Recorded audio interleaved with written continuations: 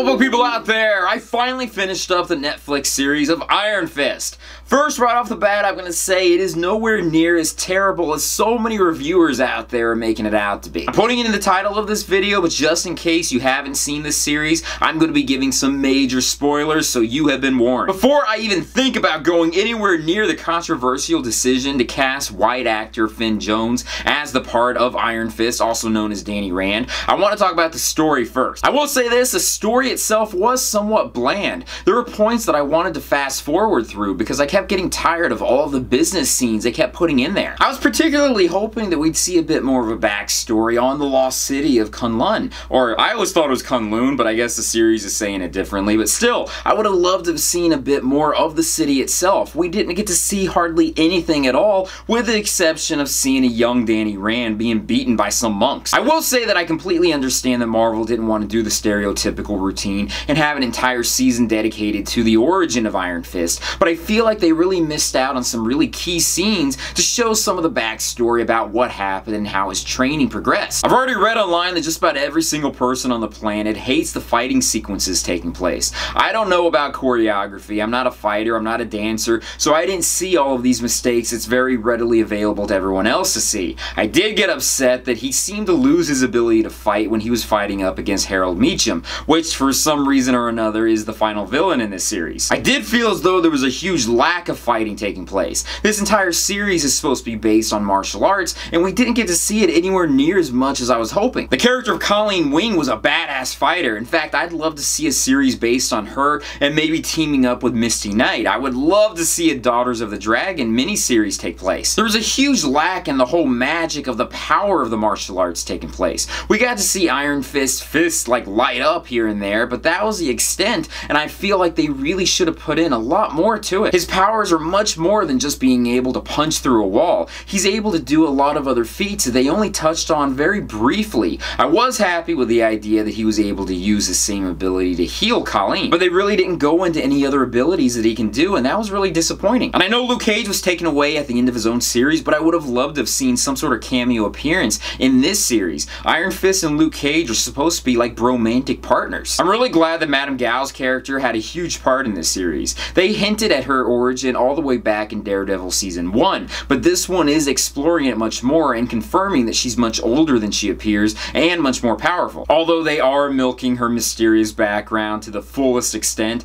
I'm hoping that it will pay off at some point down the line. We all knew that Rosario Dawson's character, Claire Temple, was going to be a part of this series. I do feel as though it was way too coincidental that she was being trained by Colleen Wing and that's how she was going to be brought into the series. I would have liked her to just been outright known as the Night Nurse, and the vigilantes of the city knew some way to contact her, whether or not it's some sort of underground way or maybe something she set up herself or was starting to set up so that all of these vigilantes could start to come to her when they were being injured and hurt like this. But that may be way too complicated for this series. That may be something set up later in the Defender series. I know I've only been saying really negative stuff so far, but I do have to say that the series itself was entertaining, and I was able to continue on watching episode after episode. In fact, I almost binge watched everything in the first night. It is nowhere near being the best out of the Marvel Netflix series that have come out. In fact, the first season of Daredevil is my favorite by far. This does feel a bit more like a filler arc that's just put in there to introduce a new character before all of these Marvel Netflix characters team up together in the upcoming Defender series. I have no idea whether or not there's going to be a second season for this or not, but if they do, I really hope that Marvel listens to all of their fans and try to correct all of the mistakes they made in this season. And I know maybe it's just me and a lot of people really haven't talked too much about it, but I was really hoping that he would be in costume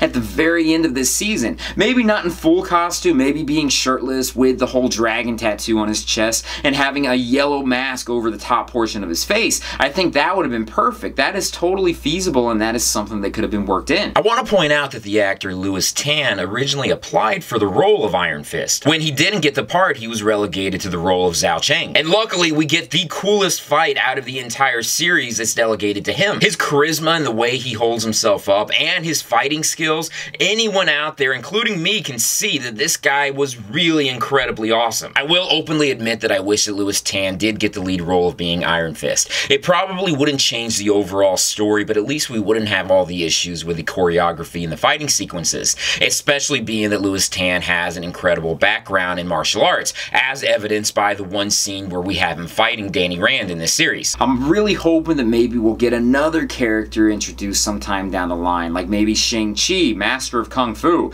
He would be a great addition to this. So I'm gonna just leave it at that. I can't really talk much more about this series. I enjoyed it overall. There were a lot of problems with it, but I still binge watched it, so that tells you something. So that's it for now. Thank you guys for watching me in this video. I know I usually like to talk much more about positives than the negatives, but that's what I'm presented with, and I can't really do much more about it. But I will join you guys with another video very soon. Check out my Patreon site when you get a chance. Check out my website, my social media sites, and everything else out there. Peace, love, namaste, and I'll see you guys later. Peace.